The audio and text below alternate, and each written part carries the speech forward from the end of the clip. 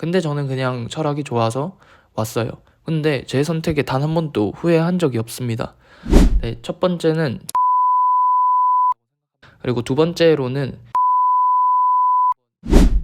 제가 어릴 적에 좋아했던 게임 중에 하나로 마인크래프트라는 게임이 있는데요. 이 게임은 뭐냐면 그냥 자연 안에서 그냥 하고 싶은 거 하면서 사는 거예요. 뭐 승패도 없고 그냥 땅 파고 싶으면 땅 파면서 살고, 집 짓고 싶으면 집 짓고, 그냥 농사 지으면서도 살 수 있고, 그냥 하고 싶은 거 하면서 사는 엄청 자유로운 낭만적인 게임인데요. 만약에 여러분들이 이 마인크래프트를 한다고 생각을 해봐요. 그러면 여러분들은 이것저것 해보다가 제일 재밌는 걸 하면서 그냥 재밌게 살 거잖아요. 그렇듯이 저는 인생도 자기가 좋아하는 걸로 재밌게 살아야 한다고 생각을 합니다. 그러면 왜 좋아하는 걸 해야 하냐? 더 구체적인 이유를 한번 제시해보면요. 예를 들어 여러분이 의사를 했다고 해볼게요. 의사를 한 이유는 아마도 대부분 돈 때문이겠죠. 네, 제가 의사가 다 나쁘다는 게 아니라 그냥 예시로 한번 들고 있어요. 돈을 벌고 싶은 이유는 뭐죠? 아마도 행복해지기 위해서일 것입니다. 그러면 저는 그냥 차라리 자기가 좋아하고 하고 싶은 걸로 행복하게 사는 게 더 좋지 않을까라는 생각을 했어요. 네, 의사가 자기 적성에 맞고 재밌다면 물론 하면 되죠. 그런데 하기 싫은데 막 부모님이나 사회에서 하라고 해서 꾸역꾸역 하는, 저는 그게 좀 아니라고 생각을 하거든요. 그래도 난 돈을 포기 못하겠다. 그러면 한번 생각을 해볼게요. 돈을 많이 벌려면 어떻게 해야 하죠? 실력이 있어야겠죠. 그러면 실력을 올리려면 어떻게 해야 하죠? 네, 많이 해야 될 겁니다. 그러면 많이 하려면 어떻게 해야 될까요? 당연히 좋아해야 많이 하게 될 거겠죠. 그래서 저는 돈을 포기 못해도 좋아하는 걸 해야 한다고 생각합니다. 왜냐면 좋아하면 많이 하게 되고, 많이 하면 실력이 당연히 올라갈 거고, 실력이 올라가면 그만한 가치가 있으니까 당연히 돈과 교환이 이루어질 것이기 때문입니다. 그런데 또 이렇게 질문할 수도 있어요. 만약에 재능이 없으면 어떻게 하냐? 이렇게 질문할 수도 있는데요. 저는 내가 어떤 분야를 좋아하고 그걸 잘하고 싶은 그런 욕심이 든다면 거기에는 이미 재능이 충분히 주어졌다고 저는 생각을 합니다. 그래서 저는 재능이라는 용어를 쓰는 걸 별로 안 좋아하는데요. 왜냐면 재능이라고 말하면 뭔가 내가 엄청 잘해야 될 것 같고, 10,000명 중에 1인자가 돼야지 재능이 있는 것 같고, 그런 어감을 준단 말이에요. 그래서 재능을 영어로 하면 탤런트예요. 근데 이 탤런트의 원어가 달란트거든요. 그래서 저는 재능 말고 달란트로 사용하는 것을 선호합니다. 달란트는 신이 인간에게 이미 주어준 것이라는 그런 의미도 내포하고 있어요. 왜냐하면 달란트가 성경에서 이게 유래가 됐거든요. 네, 그렇기도 하고, 또 저는 이 달란트가 무기라고 생각하는데요. 이게 무슨 말이냐면 우리가 처음에 무기를 받았을 때 그것을 잘 사용하지 못하잖아요. 예를 들어 여러분이 탱크를 갖고 있다고 생각을 해봐요. 근데 처음 탱크를 받았으면 어떻게 조종하는지도 모르고 총 쏘는, 대포 쏘는 법도 잘 모를 거잖아요. 근데 옆에 어떤 애는, 다른 사람은 탱크를 10년 동안이나 몰았어요. 그러면 엄청 능숙능란하게 다룰 거잖아요. 그렇듯이 우리에게 이미 달란트가 있고 그것은 무기와 같기에 우리가 얼마나 후천적으로 그것을 갈고 닦느냐에 따라 그 실력이 달라진다는 거죠. 그래서 난 재능이 없어 해도 안 돼가 아니라 하면 는다는 거예요. 내가 어떤 걸 좋아하고 어떤 분야에 잘하고 싶다는 그런 생각이 든다면 이미 달란트는 충분히 있고, 이제 그 달란트를 어떻게 키워가느냐가 우리의 몫이라는 거죠. 그래서 좋아하는 일과 좋아하지 않는 일을 한번 비교해보면, 좋아하는 일은 내적인 동기예요. 좋아하지 않는 일은 외적인 동기죠. 그러니까 이 좋아하는 일은 일 자체가 목적이 되는 거고, 좋아하지 않는 일은 일이 수단이 되는 겁니다. 뭐 부모님의 압박이나 책임감, 뭐 대부분은 돈이겠죠. 돈이 목적이고 일은 수단이 되는 거죠. 근데 내가 좋아하는 일을 하면 돈은 부가적인 거고 일 자체가 목적이니까, 내가 일을 할 때 그냥 목적이 성취되니까 행복감을 누리면서 살게 되는 거죠.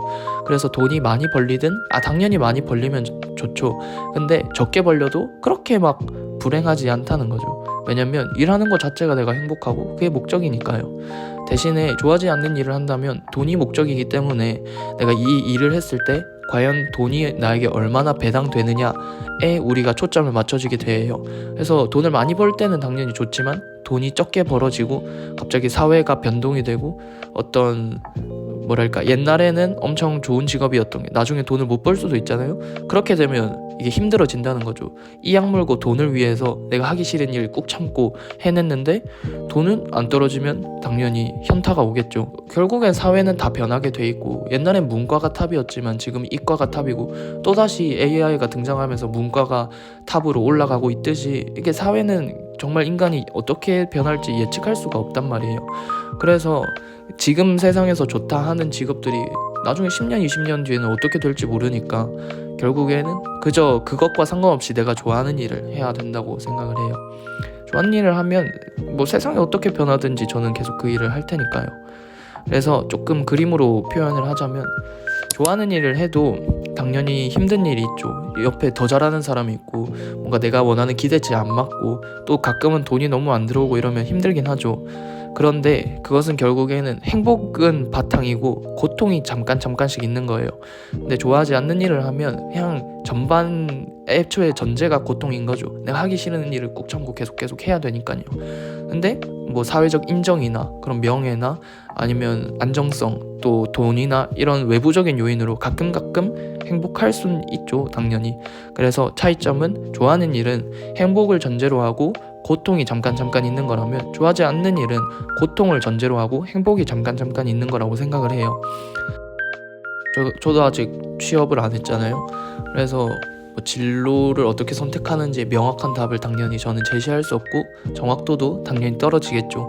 하지만 저는 대학에는 왔으니까 적어도 학과를 정하는 법에 있어서는 조금 자신 있게 말할 수 있는 것 같아요. 저는 이제 철학과에 왔는데요. 저는 원래 컴퓨터공학과를 가고 싶었어요. 근데 나중에는 철학이 너무 재밌고 좋아서 그냥 철학에 왔거든요. 근데 보면 컴공은 이제 진로가 조금 보장돼 있잖아요, 지금 현재 상황에서는. 근데 철학과는 진로가 막 짱짱하진 않죠. 근데 저는 그냥 철학이 좋아서 왔어요. 근데 제 선택에 단 한 번도 후회한 적이 없습니다. 네. 그리고 나중에 생각해보니까 내가 왜 컴공과를 가고 싶었지? 이런 질문을 던졌을 때, 내가 엄청 좋아하고 원해서라기보다는 그냥 세상에서 바라는 직업이고 유망하다 하니까, 그래서 가고 싶었던 거였어요. 물론 제가 기계를 좋아하고 코딩도 좋아해서 지금 코딩 동아리를 하고는 있지만, 엄청 내가 좋아하는 일은 철학이었던 거죠. 네. 또 제가 퀴어하우스 같은 데 사는데요, 여기에 음악 하시는 분들이 굉장히 많아요. 음악은 보통은 그냥 성적 맞춰서 갔다기보다는 자기가 좋아서 간 거잖아요. 그래서 한 분 다 물어봤는데 정말 대체로 다 만족하시고, 물론 가끔씩 힘들긴 하지만 다시 고딩 때로 돌아가도 다시 나는 이 음악을 선택하겠다, 그렇게 말씀을 해주셨거든요. 한 4-5분 정도 물어봤는데 대부분 그렇게 좋게 만족한다고 반응을 해주셨습니다. 그리고 제가 대학에 올라와서 자기가 엄청 좋아하는 분야가 아닌 데를 오신 분들도 물어봤어요. 그냥 성적에 맞춰서 오신 분들, 이렇게 물어보니까 그냥 엄청 만족하지는 못하고 있는 것 같았어요. 다른 거를 복수 전공하는 경우도 있고. 그래서 네, 또 결국에는 본인들이 제일 힘들어 하시더라고요. 그래서 좋아하는 학과에 오는 게 맞구나, 제가 고딩 때부터 좋아하는 학과를 가야 된다고 생각을 했는데 막상 와서 보니까 이게 더 맞구나를 느꼈습니다. 또 혹시라도 그럼 내가 이미 대학에 왔고 이미 내가 왔는데 잘못 선택하면 어떡하냐, 이렇게 질문할 수도 있는데요. 제 주변에는 평생 공무원 하시다가 40대에 성악가를 가신 분도 계시고, 또 평생 작곡 일을 하시다가 건축학과에 가신 분도 계세요. 그래서 실패하면 그냥 다시 하면 되죠. 네. 그래서 막 너무 어렵게 생각하지 않아도 되는 것 같아요. 왜냐면 저는 인생을 마인크래프트 게임과 같다고 생각했잖아요. 그래서 뭐 게임에서 내가 안 맞는 직업 했으면 그냥 다시 맞는 거 하면 되듯이, 인생도 그냥 뭐 한 번 실수했으면 그냥 다시 맞는 거 하면 되고, 저는 그렇게 그냥 여유롭게 살면 된다고 생각을 하거든요. 네. 그러면 어떻게 해야 하는가? 네, 첫 번째는 좋아하는 걸 찾아야 된다고 생각합니다. 뭐 이미 지금 좋아하는 게 있는 분도 아마 계실 거예요. 근데 대부분의 사람은 내가 정말 좋아하는 일을 찾지 않은 게 대부분입니다. 특히 고딩에서 자기가 엄청 진심으로 좋아하는 분야를 찾았다는 건 엄청난 메릿, 뭐라 해야 될까, 선두주자인 거죠. 그러니까 대부분의 고등학교 학생은 자기가 아직 엄청 좋아하는 일을 찾지 못한 게 그냥 당연한 거예요. 그래서 좋아하는 일을 먼저 찾아봐야 되는데, 저는 무엇을 추천하냐면 해야 하는 것 안에서 좋아하는 걸 한번 찾아보는 거예요. 그러니까 지금 해야 하는 거는 코딩이면 당연히 공부를 해야겠죠. 그러면 이런저런 공부를 해보면서 내가 나는 국어는 좀 재미가 없고 나는 수학이 좀 재밌어, 뭐 그런 식으로 하나하나를 찾아가 보는 겁니다. 또 학교에서 발표도 시킬 거고 다양한 활동들, 동아리 활동도 할 거잖아요. 그런 거 이것저것 많이 열심히 참여하면서 나는 이런 거 할 때 재밌어 하는구나, 난 이런 거를 좋아하구나, 난 사람들이랑 같이 어울리는 걸 좋아하구나, 아니면 나는 뭔가를 PPT를 만드는 걸 나는 좋아하는구나, 아니면 자료 조사하는 걸 난 좋아하네, 또 나는 이런 걸 잘 정리해서 시험 노트를 잘 정리해서 친구들한테 알려주는 걸 좋아하네, 나는 사람들한테 도움이 될 때 행복감을 느끼는구나, 이런 식으로 자기가 어떤 성향인지, 어떤 걸 할 때 흥미를 느끼고 재밌어 하는지, 무엇을 좋아하는지를 찾는 게 우선이라고 생각을 해요. 지금 좋아하는 걸 기준으로 학과를 정하기보다 아직 나에 대해 잘 모르고 아직 많이 찾지 못했으니까 먼저 나를 더 찾는 게 우선이라고 생각을 하거든요. 그래서 저는 지금 고등학교에 세특이라는 세특 활동이 있잖아요. 저는 그것이 굉장히 도움이 된다고 생각을 하는데, 왜냐하면 수시나 정시는 모두 그냥 정해진 공부를 하는 건데 세특은 제가 원하는 공부를 어떻게 보면 하는 거니까, 그런 걸 하면서 나는 이런 분야에 더 관심이 있고 흥미가 있고 궁금증이 많이 있어를 알게 되거든요. 저는 세특 활동을 하면서 철학과에 오기로 어떤 결심을 하게 됐어요. 세특을 써놓고 보니까 다 철학이더라고요. 그래가지고 나는 철학이 맞구나. 그래서 여러분들이 학교 공부하면서 궁금한 것들을 그냥 세특으로 다 써보세요. 그러다가 세특을 쫙 한번 보시면 나는 어떤 학과에 가야겠다는 게 그냥 명백히 보이게 되는 게 있어요. 그래서 저는 세특 활동을, 내가 궁금한 것들, 어떤 내 안에서 올라오는 것들을 따라가는 게 중요하다고 생각을 합니다. 그리고 두 번째로는 저는 그냥 고딩 때 정도면 좋아하는 거 찾고 그냥 그거에 맞게 학과 가면 엄청 충분하다고 생각해요. 근데 이제 나중에 진로를 정할 때는 내가 좋아하는 게 있다면 그것을 왜 좋아하는지를 한번 고민해보는 게 필요하다고 생각을 합니다. 이제 예시로 저는 이제 기계나 수학, 철학, 물리학, 심리학 이렇게 엄청 많지만 그래도 많이 좋아하는 것들을 추려보면 이 정도가 되는데요. 기계를 왜 좋아하냐면 어떤 작동되는 게 저는 엄청 좋아요. 그래서 기계를 좋아하고, 수학을 왜 좋아하냐면 어떤 원리를 알려줘서 저는 좋고, 철학이 왜 좋냐 하면 근원에 대한 물음을 던지는 게 저는 굉장히 흥미롭거든요. 또 물리학을 왜 좋아하냐면 얘도 좀 마찬가지로 근원적인 이치? 어떤 만물이 작동되는 근원적인 이치를 알려줘서 저는 물리학이 굉장히 재밌어요. 심리학도 마찬가지로 엄청 다양한 현상들을 어떠한 원리로 탁탁탁 설명을 해내는 게 저는 흥미롭더라고요. 그래서 이런 것들을 모아보면 저는 작동되는 원리, 또 다르게 말하면 근본적인 시스템들을 이해하고 구축해 나갈 때 굉장히 흥미를 느끼는 거죠. 저는 내가 어떤 걸 좋아하고 그걸 왜 좋아하느냐를 물었을 때 나오는 답이 있잖아요. 저는 그것이 달란트라고 생각을 하거든요. 그래서 저는 근본적인 시스템에 대해 달란트가 있는 거죠. 그래서 근본적인 시스템을 다루고 이해하고 구축해 나가고 응용하고 하는 분야라면 저는 거기서 제 능력을 충분히 발휘할 수 있다고 생각을 해요. 그래서 기계, 수학, 철학, 물리학, 심리학 뿐만 아니라 만약에 제가 어떤 회사를 취직한다 해도 거기서 회사의 근본적인 시스템을 다루는 영역이다 라면 저는 자신 있게 그 부분에 지원을 할 수 있는 거죠.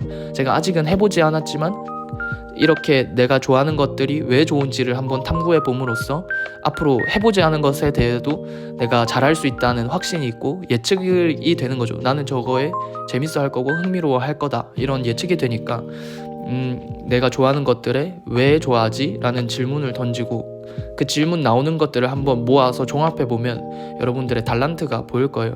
그래서 그 달란트를 찾아서 진로를 결정하는 게 저는 그렇게 생각을 하고 그렇게 살고 있습니다. 그래서 저는 아직 대학교 1학년밖에 되지 않아서 취직도 안 해봤고, 그래서 당연히 제 말이 정답일 수는 없죠. 그래서 이런 진로라는 거대한 인생의 아주 거대한 선택에서는 여러분이 책도 여러 권 읽어보시고 유튜브도 이것저것 많이 찾아보시면서 여러분만의 생각과 가치관을 정립해 나가시면 좋겠어요. 제 말이나 생각을 곧이곧대로 받아들이지 말고 이 사람은 이런 식으로 생각하고 살고 있구나 해서 하나의 아이디어 정도로 생각을 하고 여러분들이 다른 삶을 살면서나 유튜브나 이런 거 많이 찾아보면서 여러분만의 가치관과 생각을 가졌으면 좋겠습니다. 마지막으로 소개해드릴 이야기는 도라는 건데요. 이게 제가 동양사상과 현실 문제라는 수업을 듣는데 거기서 교수님이 이제 도라는 걸 설명해 주시면서 한자를 풀어서 설명을 해주셨어요. 도를 써보면 머리랑 길이 같이 있는 거거든요. 길도자인데 머리가 향하는 곳이 길이 된다는 거예요. 그래서 우리가 두려워하는 게 많은 사람들이 가는 길을 가는 거는 두려워하지 않잖아요. 그런데 내가 처음 가는 곳, 아무도 가지 않은 곳을 갈 때는 두려워하는 거죠. 그런데 저는 신이 사람마다 다 다른 길을 줬다고 생각을 하거든요. 그래서 자신의 길을 갈 때는 당연히 두려움도 있고, 왜냐면 아무도 가지 않은 길이니까. 근데 우리가 그 길을 내디딜 때 비로소 그곳이 길이 된다고 생각을 하거든요. 그래서 그곳이 길이 되면 결국에 뒤따라오는 사람들이 생기게 되는 거죠. 그래서 그 길을 내가 선두주자로 간다는 건 엄청난 영광이라 해야 될까요? 엄청 큰 기쁨인 것 같아요. 그래서 많은 사람들이 가는 길이 아니라, 세상에서 원하는 길이 아니라 어떤 내 안에서 올라오는 그런 길을 찾아서 갔으면 좋겠습니다. 네, 이상이고요. 마지막으로 진짜 마지막으로 이것과 관련된 성경 구절이 있어서 이것을 소개해드리고 마치려고 합니다.